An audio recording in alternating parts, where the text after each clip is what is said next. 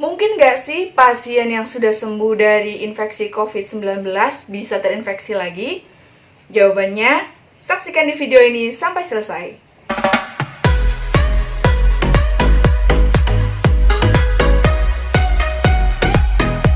Halo teman-teman, ketemu lagi sama aku Nuha, si penyintas COVID-19. Penyintas itu apa sih? Penyintas itu adalah bahasa Indonesianya dari survivor gitu. Jadi orang yang bertahan hidup melewati masa COVID-19. Nah, aku di sini sebagai penyintas COVID akan memberikan sedikit informasi buat teman-teman semuanya bahwa ada beberapa hal dari COVID-19 ini yang kemudian aku pelajari, dan di sini aku mau sharing sedikit infonya ke teman-teman semuanya. Yang saat ini sedang ramai dibicarakan adalah bisa nggak sih pasien yang telah sembuh dari COVID-19 bisa terinfeksi kembali? Oke, kita jawab dari runut awal ya. Aku sedikit nyontek supaya nggak salah. Yang pertama, bisa nggak sih seseorang itu terinfeksi lagi? Jawabannya adalah bisa. Nah, ini dari mana sih reinfeksi COVID itu? Sedangkan badan kita itu kan sudah membentuk imun, sudah membentuk antibodi terhadap virus corona ini.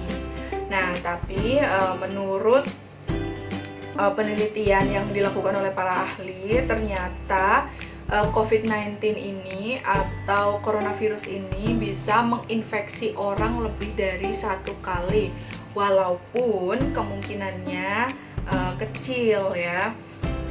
Saat ini ada beberapa publikasi ilmiah dan laporan mengenai reinfeksi COVID-19 ini. Beberapa negara udah melaporkan adanya reinfeksi, di antaranya Hong Kong, India, Belanda, Belgia, dan Amerika Serikat. Nah, kalau di Indonesia saat ini belum ada informasi mengenai reinfeksi. Tapi sebagai orang yang pernah mengalami COVID-19, aku menjadi pribadi yang lebih aware ya sama higienitas. Jadi aku lebih memperhatikan lagi mengenai pola hidup bersih dan sehat. Lebih meningkatkan pola hidup bersih dan sehat. Kemudian apa sih penyebabnya bisa terinfeksi lagi? Yaitu tadi mungkin si virus ini telah bermutasi menjadi gen yang lebih kuat, atau dalam tubuh kita ini melemah, imun dalam tubuh kita tuh melemah. Dan selanjutnya juga belum diketahui pasti kenapa si coronavirus ini bisa menginfeksi lebih dari satu kali. Nah, penelitian ini masih terus dilanjutkan oleh para ahli. Maka dari itu, kalaupun seperti saya ya, sudah pernah terinfeksi, gue udah pernah terinfeksi nih, enjoy aja, pasti tubuh gue udah memproduksi antibodi nih gitu kan. Jangan berpikiran seperti itu ya, karena takutnya nanti akan terjadi infeksi kedua dan selanjutnya. Jadi teman-teman yang sudah pernah terinfeksi jangan berbangga diri telah sembuh dan pernah terinfeksi dan telah sembuh gitu. Tapi tetap melaksanakan protokol kesehatan yang telah dianjurkan oleh pemerintah. Nah, seberapa sering sih reinfeksi ini terjadi? Yaitu tadi yang sampai sekarang ini belum diketahui oleh publik karena masih dilakukan penelitian oleh para ahli. Jadi di sini dari sumber yang aku baca belum memberikan hasil studi ilmiah mengenai hal tersebut. Hal berikutnya yang akan aku sampaikan adalah efek jangka panjang setelah dinyatakan sembuh dari COVID. Nah, ini tuh menjadi sorotan juga ya teman-teman, karena ternyata pasien setelah selesai dinyatakan sembuh dari COVID-19 masih merasakan beberapa gejala yang rata-rata dirasakan oleh si pasien COVID ini. Tetapi keadaan ini tuh nggak semua orang sama ya. Jadi ada beberapa orang yang mungkin bebas dari keluhan. Terus ada juga orang yang memang masih mengalami keluhan pasca dinyatakan sembuh. Kalau sama saya sendiri, yang saya rasakan, alhamdulillah saya nggak merasakan gejala apapun selama pasca dinyatakan sembuh pun. Sampai saat ini 2 minggu setelah dinyatakan sembuh, saya nggak mengalami gejala atau sakit apapun. Tetapi studi menunjukkan ada beberapa hal yang dirasakan oleh pasien COVID yang lain. Nah, diantaranya aku udah catat di sini. Yang pertama adalah gejala mudah lelah, sesak, nyeri sendi, nyeri dada, batuk, kehilangan penciuman, serta gangguan pengecapan. Kemudian ada penurunan nafsu makan, nyeri tenggorokan, vertigo, dan diare. Nah, ini masing-masing orang berbeda ya keluhannya. Ini mungkin dikarenakan karena kondisi seseorang itu berbeda-beda. Kebetulan saat ini saya alhamdulillah masih tanpa keluhan dan tanpa gejala. Kemudian efeknya apa sih ke dalam tubuh kita? Jadi si coronavirus ini kan menginfeksi paru ya, dan dia juga menyebabkan beberapa gangguan pada kinerja organ-organ tubuh. Yang pertama adalah gangguan pada jantung.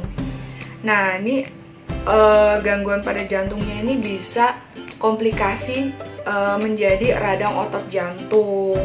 Kemudian ada juga yang cedera otot jantung. Tapi ada juga yang pasien tidak merasakan gejala apapun. Sekali lagi tergantung kondisi dari masing-masing pasien. Kemudian yang kedua, efek di paru-paru. Yang pertama, menurunkan fungsi paru 1 bulan setelah dinyatakan sembuh.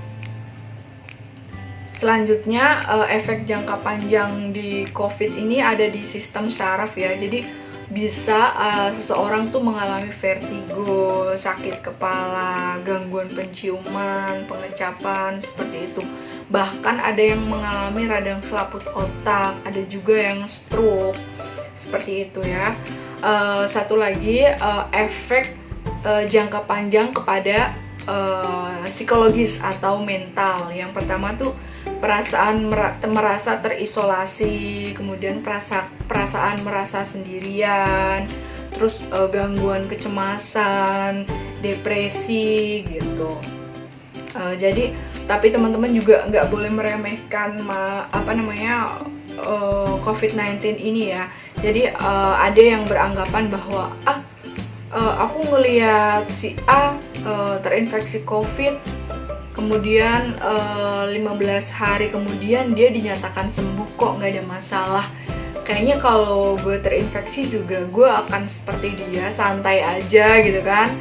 Jangan berpikir seperti itu ya teman-teman, karena kondisi masing-masing orang itu kan berbeda. Kemudian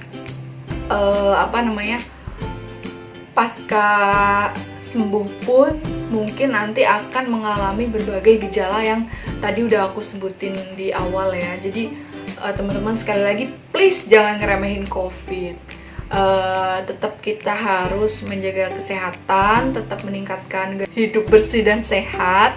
Kemudian menerapkan protokol kesehatan, memakai masker 3 lapis, menggunakan sabun pencuci tangan atau hand rub, dan juga menjaga jarak aman. Seperti itu aja. Oke, itu aja teman-teman yang bisa aku bagi untuk malam ini. Mudah-mudahan teman-teman selalu dalam keadaan sehat. Dan terima kasih telah mendukung kami sampai dengan hari ini. Jangan lupa like, share, dan subscribe channel ini. Dukung kami terus supaya kami bisa menyajikan video yang menarik dan juga informatif untuk teman-teman semuanya. Terima kasih.